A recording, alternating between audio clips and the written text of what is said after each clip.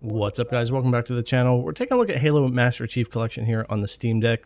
Microsoft put out a patch that actually has this working now for multiplayer and campaign, which is great to see. And for most of it, you can actually get a pretty good enhanced 60 FPS experience out of it. But we'll take a look. There's a few little quirks and things you need to do to get it working. So one thing is they've changed it from a not playable status to playable here over on Steam, which is nice to see. And if I go into my properties here, we'll go into compatibility. I've used GE54, experimental, and no forced at all. And experimental kind of seems to be a little bit more stable, less crashing for me.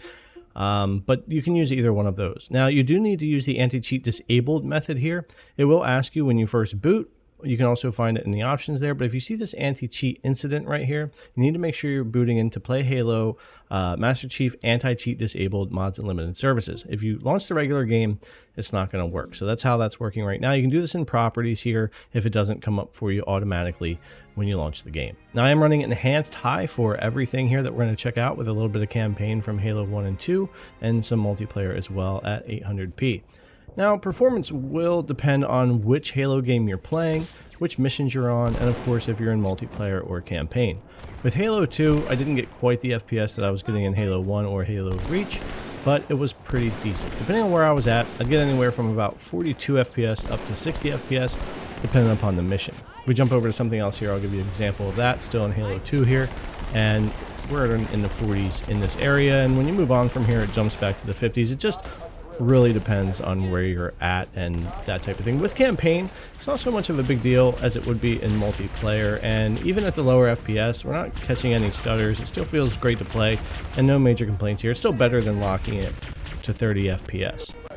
Now, if we move over and take a look at Halo Combat Evolved, that's a little different story. Except for load-in areas where you might experience a small drop or stutter, basically any mission I wanted to jump into, I could get a steady 60 FPS with no problem at all. So that was nice to see, especially with Halo 1 being one of my favorites and jumping into it here on the deck. It's been a lot of fun, so I'm really happy to see Microsoft support here. It's pretty cool. Even when the Steam Deck first came out, they were the first ones to come out with how to play cloud gaming on the Steam Deck for their Xbox Cloud Gaming.